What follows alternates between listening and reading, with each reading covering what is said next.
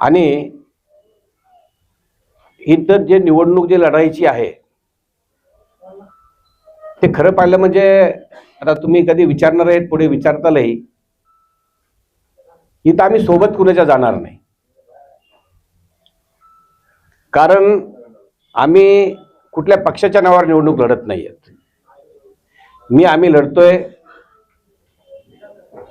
परभणी परिवर्तन विकास आघाडी या नावाखाली आम्ही लढतोय. म्हणजे आमचे दार सगळ्यासाठी उघडे. ज्यांना वाटतंय की आम्ही विकास करू शकतो, ज्यांना वाटतंय किंवा हा आपण गेलं तर आपण निश्चितच आपण सेवा करू शकतो, ज्यांना वाटतंय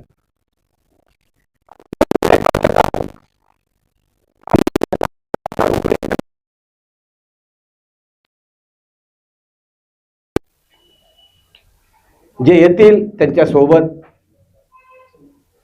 जे नाही येतील त्यांच्या विना, पण आम्ही निवडणूक लढणार. आता जर बघितलं शहरामध्ये स्वच्छता जर बघितलं आज काय हालत आहे स्वच्छतेसाठी शहरामध्ये,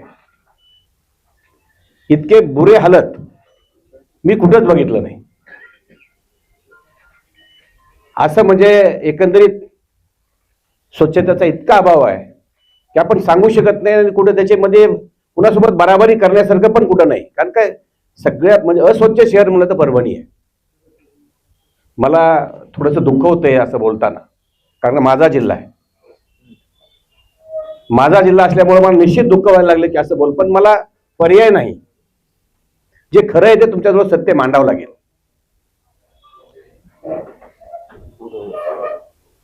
आणि धूळ ही एवढ्या प्रमाणात आहे की लोक बिमार पडतात, सर्दी होते, काय होते, वेगवेगळे धुळेनं त्रास होतो, कशाला त्रास होतो हे जर बघितलं तर आपण बघा. पाणी पुरवठा मला वाटतं 10 दिवस 12 दिवस पाणी पुरवठा होत नाही. निजामाकालीन जिल्हा आजही आपला 10-12 दिवस पाणी मिळत नाही, पाणी स्वच्छ मिळत नाही.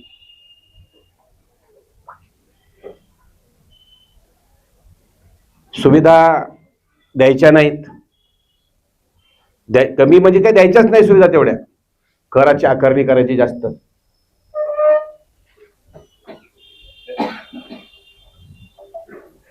आणि खरं पाहिलं म्हणजे महानगरपालिका आहे, कर्मचाऱ्याच्या वेळेवर पगार पण होत नाही.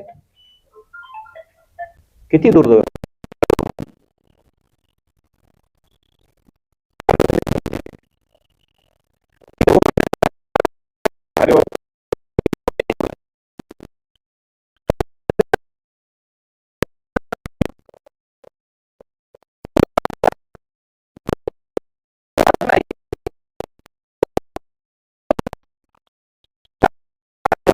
त्या सुविधा मिळाल्या त्या मिळतात का? मग ते मिळत नाहीत म्हणून आता काही लोक असतात वेळेवर भरत नाहीत, असे असतील प्रॉब्लेम. लाईट बिल आपल्याला पाणी सोडायचं असतंय, पाणी शहरासाठी यायचं असतंय, इतर स्ट्रीट लाईट आहे, सगळी लाईट आहे. नगरपालिके म्हणजे महानगरपालिकेची लाईट भरण्याची क्षमता नाही. आमच्या गंगाखेडचं आम्ही वेळेवर लाईट बिल भरतो. एक दिवस आमचं बिल पेंडिंग नाही. आमचं बिल ठामपणे सांगू शकतो मी. पहिलं होतं 2-2 कोटीपर्यंत बिल पेंडिंग होते आमचे, पण आज ह्या 2-3 वर्षामध्ये सगळे पैसे देऊन आता रेग्युलर बिल झालंय आमचं.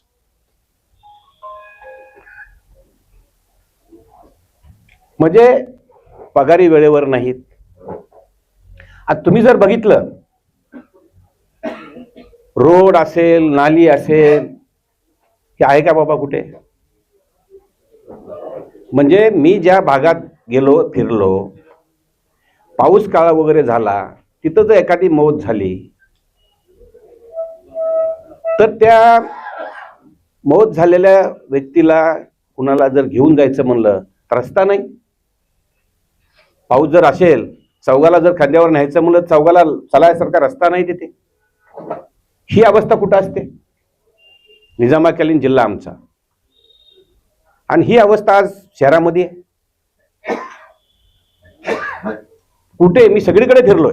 मी सुशीलच्या वार्डात गेलेलो आहे, आमच्या आपल्या आपल्या फारुबाबाच्या वार्डामध्ये गेलो आहे. तिकडे सगळे पूर्ण जेवढं समजा मुस्लिम वस्ती आहे, दलितांची वस्ती आहे, त्या सगळीकडे मी फिरलोय. काय अवस्था आहे, काय अवस्था आहे ते सगळीकडे बघितलं. काय अवस्था आहे, स्वच्छतेची काय अवस्था आहे.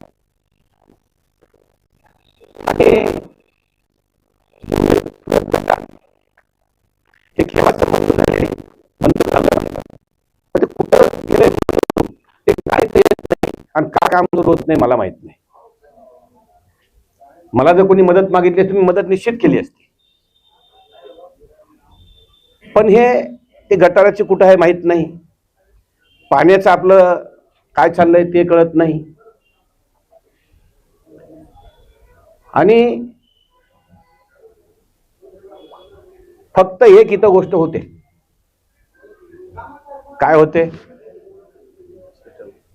इथल्या नेत्यामध्ये सर्व नेते, सगळ्या नेत्यामध्ये इतकी चांगली अंडरस्टँडिंग आहे, अशी अंडरस्टँडिंग कुठंच नाही, कुठेच नाही. एकमेकावर एवढे बोलतील, बोलणं झालं की रात्री लगेच बोलतील. असं बोलावंच लागतंय, असं बोललंच पाहिजे आपण, म्हणजे इतकी अंडरस्टँडिंग. आता या निवडणुकीमध्ये कुठं कुणाला उभं करायचं, कुणाची कुठं मदत घ्यायची, तो कसा निवडून येईल, त्यानं मदत केली की तो निवडून येईल का, ह्यानं मदत केली तर तो निवडून येईल का, हे आता राजकारण सुरू झालं. मग इथं काँग्रेसने किती उभे करायचे, शिवसेनेनं किती उभे करायचे, राष्ट्रवादीने किती उभे करायचे. आता 2-2 झाले पाहिजे, शिवसेना 2, राष्ट्रवादी 2, काँग्रेस 1, भाजप 1. अशा सगळ्यांनी कुठं कुठं कुणाचं निवडून येतं, कुणा कुणाला मदत करायची अंडरस्टँडिंगनं लोक उभे करायचे आणि निवडून यायचं. निवडून येऊन फर्स्ट क्लास आपला महापौर बसवायचा आणि मग चालू 5 वर्ष लुटून खायला. 5 वर्ष पुन्हा काय करायचं हे सगळ्याला माहित आहे तुम्हाला. मी जर खोटं बोलत असेल तर तुम्ही मला क्वेश्चन करा नंतर. पुन्हा लुटून खायचं सगळं व्यवस्थित, कुणा काय करायचं ठरवूनच करायचं सगळं.